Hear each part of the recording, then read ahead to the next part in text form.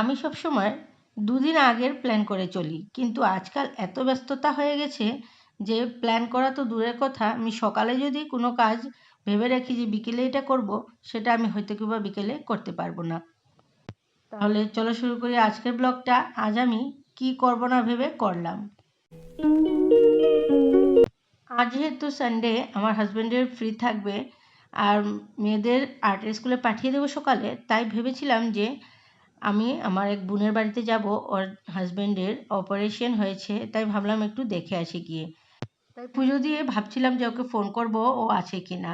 চলে গেলাম ওর বাড়িতে। তারপর উনি হলেন ওর শাশুড়ি মা, আর ওকে হয়তো কিংবা তোমরা দেখেছো আমার কাকাতো ভাইয়ের বিয়েতে। আর আমিও এখানে বসে আছি, সবাই মিলে গল্পগুজব করছিলাম। আর আমার হাজব্যান্ড মানে ওর জামাইবাবু আর শালি দুজনের মধ্যে ঠেলাঠেলি চলছে খাবার নিয়ে। তারপর সবাই মিলে গল্পগুজব করে। সুখ দুঃখের গল্প করতে তো একটু সময় বেশিই দরকার, জানতেই পারো।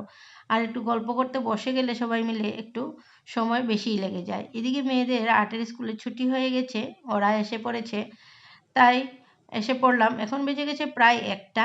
ঘরে ঢুকতেই মেয়েদের আওয়াজ যে মা তাড়াতাড়ি কিছু বানিয়ে দাও। আমি বললাম দেখ 1টা বেজে গেছে, 2টোর সময় আবার তোর এক্সট্রা ক্লাসের জন্য বেরোতে হবে, তাহলে তোরা দুজন বানা, আমি সামনেই আছি। ওদের বানাতে দিয়ে আমি লেগে গেলাম মাছ ধুতে।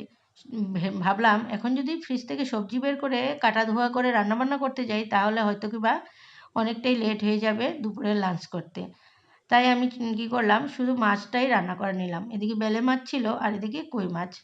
আমি আর আমার বড় মেয়ে আজকে যাব এক্সট্রা ক্লাসের জন্য। আমার হাজব্যান্ড যেহেতু ঘরে থাকবে, তাই আমি ছোটো মেয়েকে রেখেই যাব।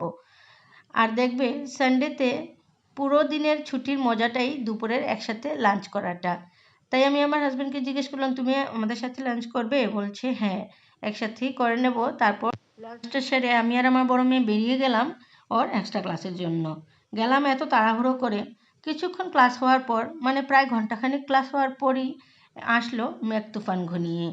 তারপর কি করলো, কিছু সময় আমরা বসলাম, বসার পর ছুটি দিয়ে দিল। বলছি যে আজ আর ক্লাসটা হবে না, তোমরা বাড়ি যেতে পারো। আজকাল মেঘেরাও আমার মতন হয়ে গেছে, মানে সকালে বুঝতে পারে না বিকেলে ওদের কি প্ল্যান আছে। দেখো সকালবেলা বেরোলাম, কত সুন্দর রাস্তাঘাট, আর এখন রাস্তাঘাট ভেজা। আমার মতন মেঘেদেরও দোষ নেই, কারণ ওরাও খুব বেশি ব্যস্ত। তাহলে আজকের মতন আর এইটুকুই। টাটা বাই বাই, দেখা হচ্ছে আবার নেক্সট ব্লগে।